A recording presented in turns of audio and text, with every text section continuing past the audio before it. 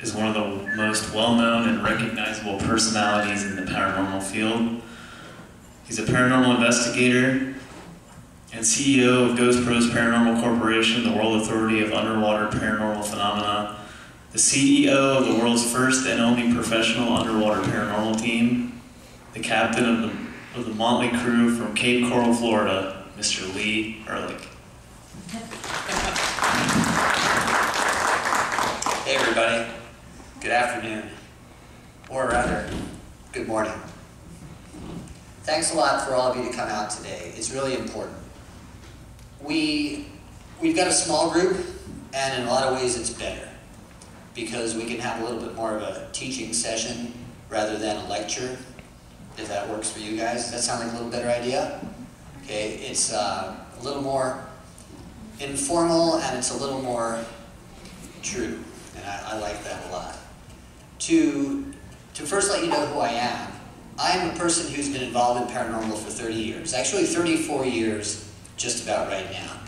And I've pretty much seen everything, all there is to see. I've investigated all around the world. I've been to China, Japan, Mexico, pyramids and crypts and tombs that you wouldn't believe. And I've seen a lot. I've seen pretty much all there is to see. I've experienced phenomena that's amazing. I've had things thrown at me, furniture fly around the room, wild phenomena. So I'm not looking for my first ghost. I don't care to find my first ghost. I've seen so many ghosts that I don't remember the ghosts I've seen. I honestly don't remember that. And so the beauty of that is now I'm no longer encumbered with worrying about, is paranormal activity for real? Is there a ghost? Will I ever have proof of a ghost? Because for me, it's as if, or rather, it's like an exterminator going to someone's home that's worked for 20 years in the field, wondering whether or not cockroaches exist. It's not like that. You have to have, and this is very important to note, you have to have belief in what you do to do it. You can't stumble through something half believing. And what I mean by belief is not blind faith, but rather you need to have an understanding that there's a possibility enough to want to continue with something. Like, for example, would you enter into a relationship where you think you might like the person, or you think you might be in love? Well, that would be a lousy relationship, wouldn't it? You have to have some lust for life. You have to have some desire and willingness to say, you know what, I'm going to run with this for a while and see what happens, without putting a disclaimer on it that says, I'm just going to bail if I have to, because that would cheapen it. And it's the same thing with paranormal. I've experienced things, a lot of people on my teams have experienced things, and so when we show up, it's in the vein of getting to work. We're going to work. We're not wondering if ghosts exist. So now that you've got that out of your way, and you're no longer trying to prove ghosts exist, well, now you can start enjoying them, because you've gotten past the preliminaries, you've gotten past the ABCs.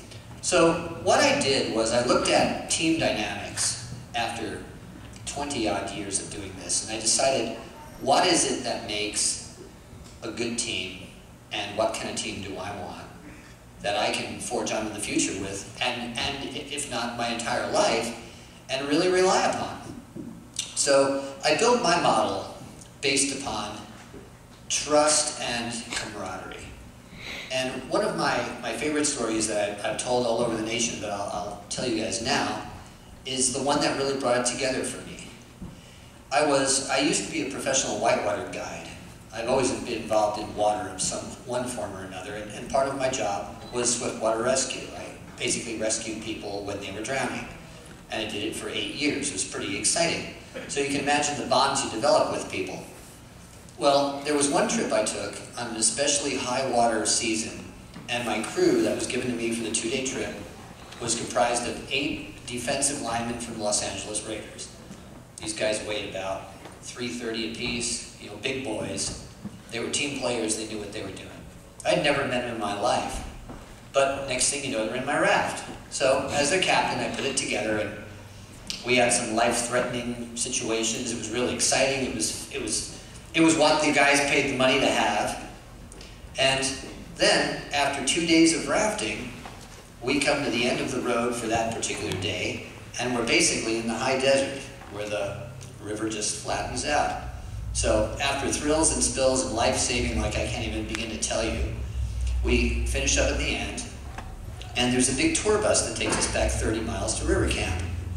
So everyone gets in, and of course it's everyone from many different rafts. We have 10 or 15 rafts in our company, so there's over 100 people on the boat, or rather the bus, the tour bus. The bus is filled with people, and I'm the last person to get on. And the bus driver holds his hand out and he says, "You can't get on the bus."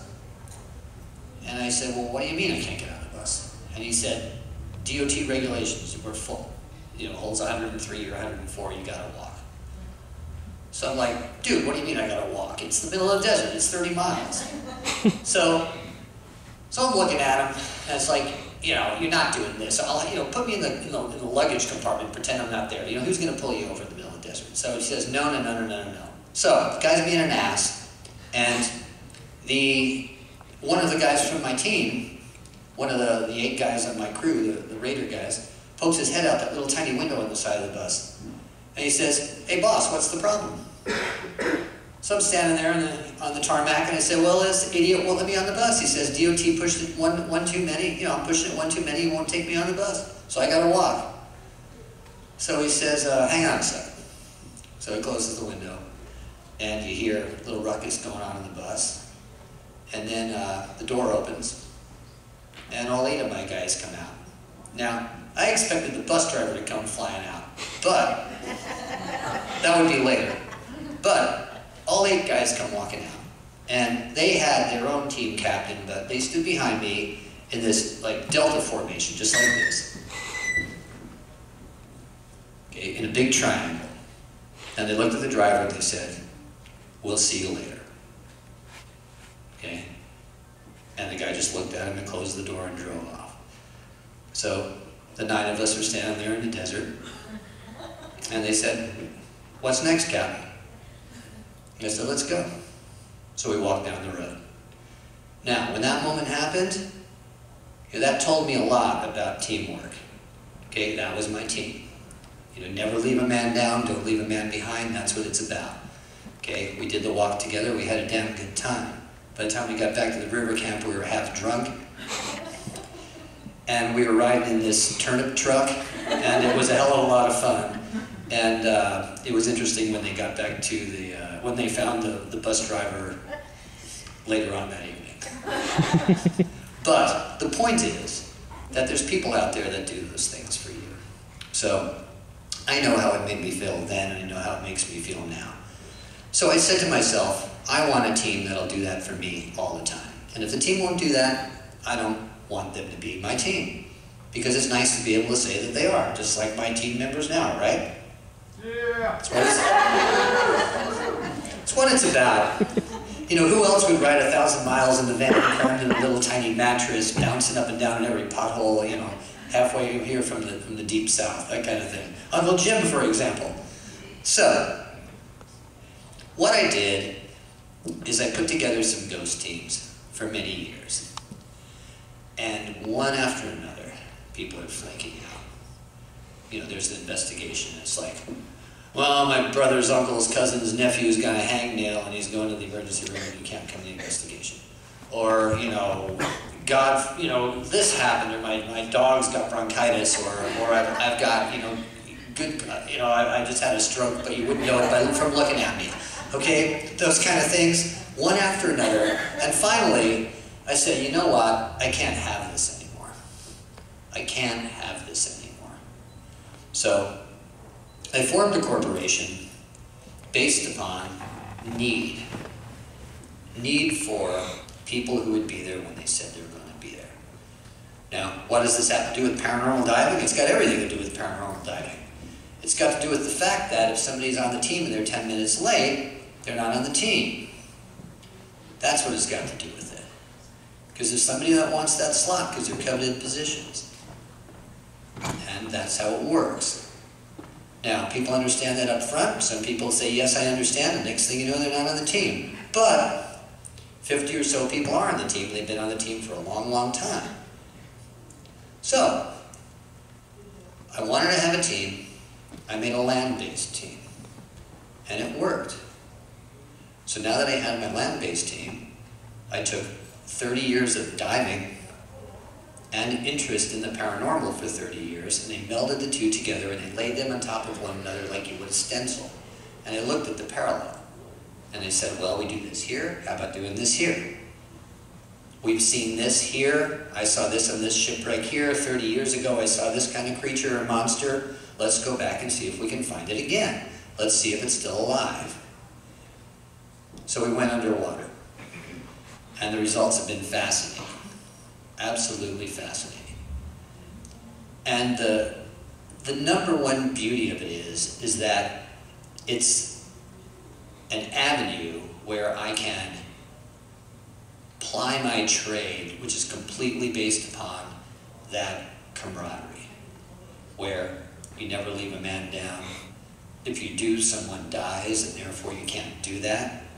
And it's about friendship, it's about trust, and it's very, very, very important.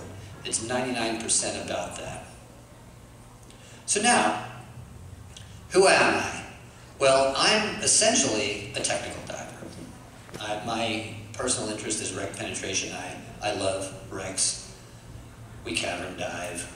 We go into some caves. We dive deep into places people are never supposed to be. I like penetration diving. We like to go, and that means going into small places, overhead scenarios where there's no way out, where people shouldn't be, and try to find things that nobody's ever seen. That's what we specialize in. So, myself and my team, in order to be able to do this, you need to train. You can't just toss on a tank and have a little EMF detector in a glass jar and take it down 200 feet. First of all, if gear isn't going to work, you're going to die, and it's not going to be pretty. So, in order to do this, you've got to put together a team of people who know what they're doing. And you've got to train these people. It's very, very important. And training is where we're going to begin. So, let's see. The gear that we use is very, very specialized. I'm going to start with the second slide. It advanced itself for a moment. I'm not one to narrate a PowerPoint. That's not for me. I'd rather talk to you from the soul and tell you what I know, and we'll look at some pictures along the way if that's okay with you guys. Here, for example, is one of our team divers, Ramiro. And he's got some different gear that you ordinarily don't see. He's got a whole bunch of different tanks. All these tanks have different mixes. One of these has 50% oxygen. One of these has 100% oxygen. If he grabs this regulator and breathes 100%, deeper than a certain depth, he dies. Dead. That's it. You breathe it here, you're fine. You breathe it here, you're dead. That's how it works. This tank, that's its maximum operating depth for this tank.